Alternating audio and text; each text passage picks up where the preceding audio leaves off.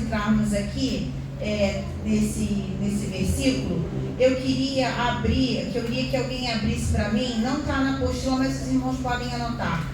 Em 1 Timóteo 3:2, vai falar aí a característica dos pastores, tá bem? Quem pode ler para mim?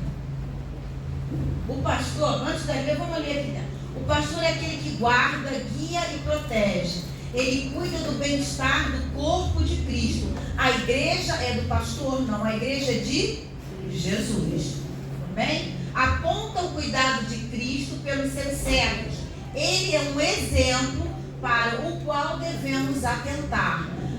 O pastor, ele tem a tarefa de amar, conduzir, guiar, dirigir. Por isso que nós, enquanto ovelhas desse rebanho, desse aprisco, devemos continuamente interceder pelos nossos pastores, para que eles recebam do Senhor a direção, o conselho, a paz, o caráter de Cristo, para que possa nos conduzir em segurança, tá? E nós vamos ver que lá no Evangelho de João, o Senhor vai perguntar, tornou a perguntar-lhe a Simão, filho de João: ama-me? Respondeu: sim, Senhor, tu sabes que eu te amo. Disse: pastoreia as minhas ovelhas. Jesus vai perguntar: Pedro, tu me amas? Senhor, Pedro, tu me amas?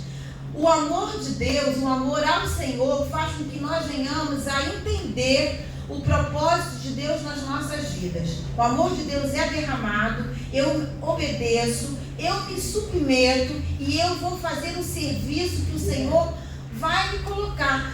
Aí a gente escuta assim: mas eu não estou capacitado por isso, eu não me sinto capaz. Ainda bem, porque quando a gente se sente muito capaz, é porque o nosso orgulho está muito lá em cima. Deus, ele vai nos capacitar de contínuo. Essa busca não é uma busca assim, automática, que eu faço numa vez só e já está. Não, essa busca é uma busca contínua, diária, constante, né? Eu costumo dizer assim, quando a gente vê aquelas corridas de 200 metros, 100 metros, você vê aquele cidadão que dá aquela arrancada, corre, parece que ele vai ganhar a corrida. De repente você vê aquele que está lá em penúltimo lugar, ele vem ali, no passinho dele, constante. De repente ele ultrapassa, porque aquele que saiu correndo muito rápido já se cansou. E quando a gente vê, ele ganhou a corrida. E é assim na nossa escalada cristã. Nós temos que ter o nosso passo constante. O que vai marcar a nossa vida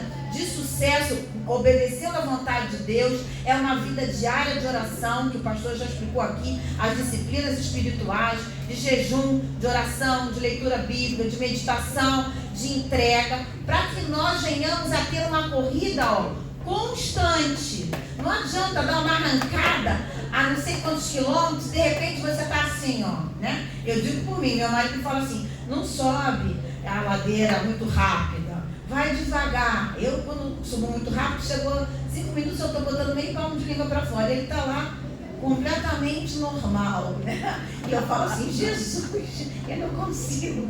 A gente ri, mas é verdade. A nossa vida cristã, ela vai ser uma vida de sucesso quando nós temos essa constância diante do que Deus colocou. Então, o pastor, ele vai apacentar. E Jesus, ele foi pastor, é o nosso bom pastor. E aí, nós, como ovelhas, não podemos ser rebeldes. Então eu queria que a gente abrisse em 1 Timóteo 3:2, que aí vai falar das características dos pastores. E nós vamos ver que Deus, quando vai falar aqui, ele vai mostrar, não é a habilidade, é o caráter. E a gente tem que prestar atenção no caráter das pessoas que nos lideram. Isso é porque as pessoas estão atrás de muita visão, muita revelação, muito show-off, muita sapateia. Não sou contra isso, eu sou a favor. Mas o caráter de Cristo tem que estar gerado em nós. É isso que vai fazer nós caminharmos em segurança e sermos guiados na boa vontade, perfeita, agradável do Senhor. Então, nós temos que estar atentos para isso. Quem pode ler 1 Timóteo 3:2?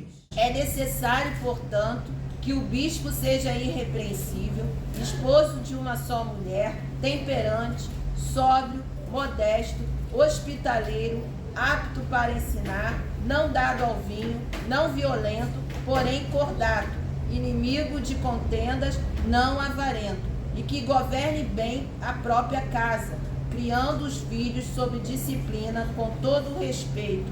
Pois se alguém não sabe governar a própria casa, como cuidará da igreja de Deus? Então nós vamos ver que isso daí fala de relacionamento. Fala aí que ele tem que ser muito inteligente, tem que saber a Bíblia de trás para frente, tudo, muito. Não, fala de quê? Como é o caráter dele, como o Senhor vai trabalhar no nosso caráter. Sabendo que Deus vai trabalhar no nosso caráter desde quando a gente se converte, para imprimir em nós o caráter dele. Essa é a vontade. A maior obra é aquela que Deus faz no nosso coração. Por isso que nós temos que entregar o nosso coração inteiro na mão de Deus. O coração fala de emoção, fala de personalidade, fala de temperamento. Tem que ser hospitaleiro, não pode ser avarento, tem que governar bem. E aí Deus vai capacitando, porque Ele já está apto para poder governar a igreja do Senhor, sabendo que a igreja é do Senhor. Então, esses dias, eu fiquei pensando, a gente vê muita coisa na internet e a gente escuta pessoas que a gente acha que já estão maduras na fé, sendo levadas por pastores que estão completamente falando aquilo que não está na palavra de Deus. Isso existe. Se a gente abrir lá em Ezequiel 34, se eu não me engano, vamos lá ver isso um bocadinho. No versículo 1. Então veio a mim a palavra do Senhor: ó filho do homem, profetiza contra os pastores de Israel, prega aos pastores nos seguintes termos: assim diz o Senhor, o eterno e soberano Deus: ai dos pastores de Israel que só cuidam de si mesmo. Só cuidam de si mesmo. O que é cuidar de si mesmo? Só olhar para o seu próprio umbigo, só olhar para a sua própria necessidade. Olha o que Deus vai dizer: porventura a missão dos pastores não é zelar pelo rebanho? O que é zelo? Zelo é ter um cuidado de saber como está o meu rebanho, qual é a ovelha que está mais fraca na fé, qual é a ovelha que está precisando, que está desgarrada do rebanho, qual é a ovelha que está caminhando lentamente, não está no mesmo passo. O pastor tem o discernimento do Espírito Santo. Deus capacitou. Quando Deus coloca uma liderança e coloca um pastor, Ele vai capacitar com todo esse dom e esse entendimento para governar a igreja do Senhor. Amém? Entretanto, olha o que Ele vai dizer: comeis a coalhada e vos vestis de lã, e ainda matais os melhores e mais robustos animais, mas desprezai o cuidado do rebanho. Ou seja, come a carne da ovelha. O que é comer a carne? Só está querendo sugar, só está querendo receber, não está querendo nada dar. E a gente vê isso. Eu vi uma coisa que eu fiquei assim, gente, isso existe, infelizmente. A gente não passa isso à frente. Gente pedindo pix. Eu vou revelar, eu vou dizer a interpretação do sonho, eu vou dizer não sei o que lá, mas envia um pix. Se dizendo, pastor, envia um pix, depois do pix eu faço isso. Eu falei assim, gente, como é que isso é possível? Isso está tendo. Isso está tendo. Pessoas que usam a igreja do Senhor para se promoverem e enricar. Entendeu? Gente, a gente precisa de discernimento de espírito nos últimos dias que nós estamos vivendo, para nós não sermos governados por uma liderança corrupta. Isso já existia aqui, ó. Vamos continuar aqui. O que está dizendo aqui, ó? Não fortaleceste a ovelha fraca, versículo 4. Não curaste a doente, não enfaixaste a ferida, não trouxeste de volta a desgarrada, nem buscaste perdida. Pelo contrário, tendes dominado sobre ela com tirania e brutalidade. Toda liderança tirana e brutal, isso existe. Se você não fizer isso, coloca medo na pessoa. Se sair da minha igreja, você vai ser amaldiçoado. Gente, eu já vivi isso. Eu já vi isso na vida de outras pessoas e até falaram isso para mim. O sangue de Cristo tem poder. A igreja é de Jesus. A igreja não é do pastor. O pastor recebeu a incumbência do Senhor de governar sobre as ovelhas que o Senhor colocou, e ele vai dar conta de cada uma delas. Grande é a responsabilidade. Por isso, nós não podemos ser negligentes, como ovelhas. Porque ovelha gera ovelha. E a ovelha tem que orar pelo seu pastor, pela sua pastora, para que o Senhor, de contínuo, continue a derramar a unção dele sobre o pastor, para que nós sejamos abençoados, né? A palavra que sai do púlpito, a palavra que sai daqui é alimento para as nossas vidas. Deus nos leva a pastos verdejantes. Por isso que nós devemos honrar a nossa liderança. Quando nós não temos isso, irmãos, o nosso ministério fica deficitário, fica capenga, e as coisas parecem que estão emperradas. Caminha 5 para frente e volta 4 para trás. E aí a pessoa está sempre patinando, porque ainda não foi aprovado. Entendeu? E nós precisamos discernir isso nesses últimos dias. Pessoas que usam o nome de Deus para sacar dinheiro. Isso existe? Infelizmente existe. Agora, a gente entrega para o Senhor e não fica debaixo dessa nuvem, não. A gente está debaixo de uma nuvem que tem temor de Deus, que ama a palavra e que anda no caminho do Senhor. Por isso que a gente deu qual é a característica do pastor. É aquele que é super capacitado? Não. Aquele que Deus capacita continuamente. Porque no momento que eu digo assim, eu estou muito capacitada para exercer essa função, mal. Porque eu de mim mesma não tenho nada. Eu acho que foi Lutero que falou isso. Não sei se foi Lutero ou Billy Graham, falou assim: quando você enxergar alguma coisa de boa em mim, saiba que não sou eu, é o Senhor na minha vida. Agora, quando chegar alguma coisa de mal, saiba que essa sou eu mesma. Isso significa o quê? Que toda a nossa capacidade, a nossa dependência, aquilo que o Senhor derrama sobre nós, não vem de nós, vem do céu. É divino e permanece. Nós temos que fazer com que permaneça. Amém? Vamos ali agora para mestres. Diz assim: mestres. Os mestres são instrumentos de Deus que utiliza para ministrar ensino e revelação. Qual é a diferença de um ensino sem revelação? A letra mata, mas o espírito vivifica. Tem muitas pessoas que têm conhecimento, que estudaram, fizeram um seminário. Isso é uma bênção. É muito bom a gente ter conhecimento, né? Sem conhecimento a gente pode se corromper. Tem gente que nunca leu a Bíblia toda. Eu já conheci pessoas, eu tive uma vez uma experiência com uma irmãzinha que tinha 40 anos de convertido. E eu fazia um culto na casa de uma irmã, e aí depois no final a gente orava, né? Intercedia. E quando chegou na vez dela, eu falei assim para ela: olha, você vai interceder por isso, pode ser? Ela começou a tremer, eu levei um susto, falei: tá passando mal? Nunca orei em voz alta. 40 anos dentro da igreja, nunca orou em voz alta. É verdade. Eu segurei ela assim e falei: começa a orar. Eu segurei assim, vai. Ela tremia tanto, chorava. Eu falei: não, vamos embora, bota a boca no trombone, começa a orar. Aí saiu, entendeu? Como? Como pode isso? Entendeu? Então, nós devemos ter cuidado. Os mestres são instrumentos de Deus para ministrar o ensino em revelação.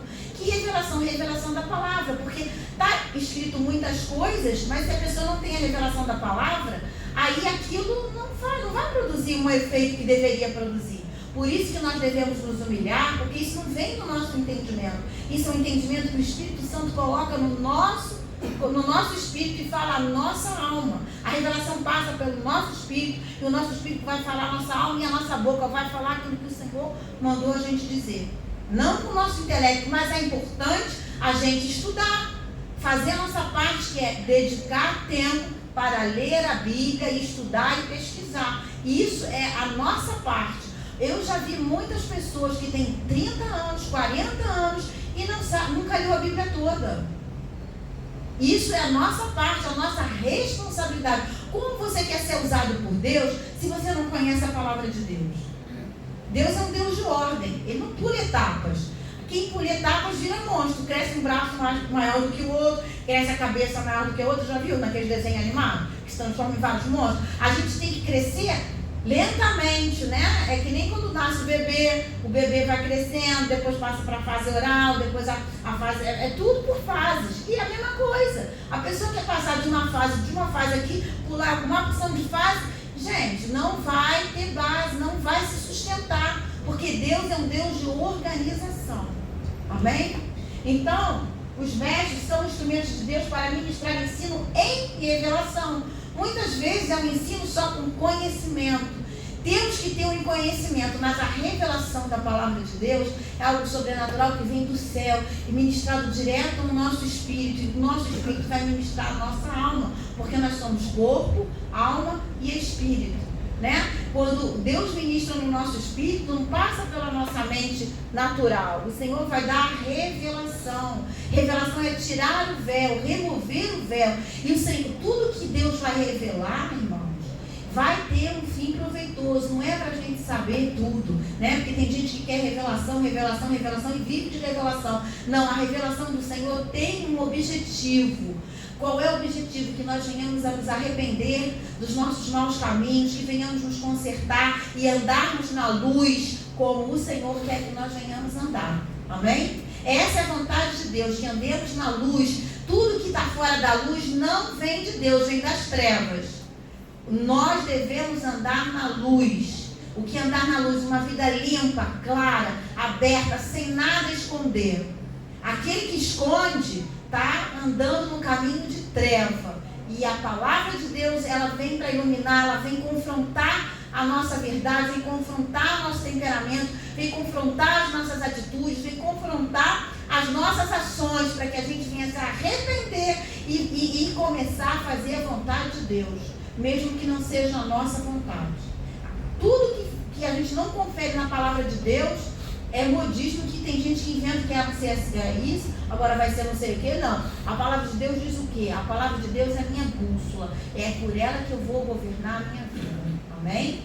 Então o mestre, ele tem o dom da ciência e sabedoria, e ele tem a revelação. O que é ciência? Ele vai ter um entendimento que vem do Espírito Santo, né? Mas ele vai ter que se dedicar.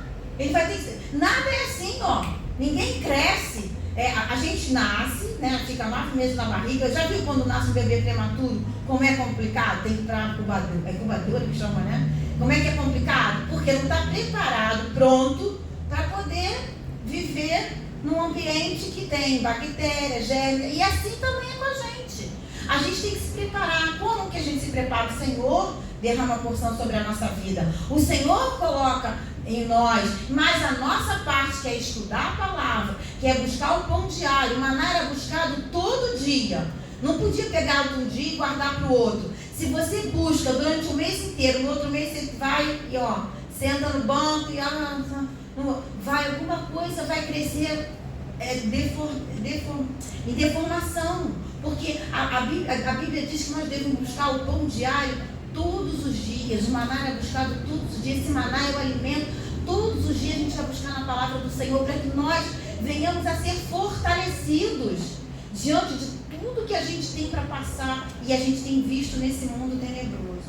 Se eu não sou fortalecida, eu facilmente eu ouço a voz que não é do bom pastor. A Bíblia diz que as minhas ovelhas ouvem a minha voz e seguem. Não adianta ouvir a voz e não seguir, virar as costas, eu quero fazer aquilo. Não, você tem que aprender a morrer para você mesma. Essa é o caminho da cruz, morrer para mim mesmo, para viver para a glória de Deus. Se a minha vida não respondesse à glória de Deus, alguma coisa está errada comigo. Eu preciso me alinhar com aquilo que o céu diz, não com o que a terra diz. É o céu que vai dizer aquilo que eu preciso me alinhar. Amém?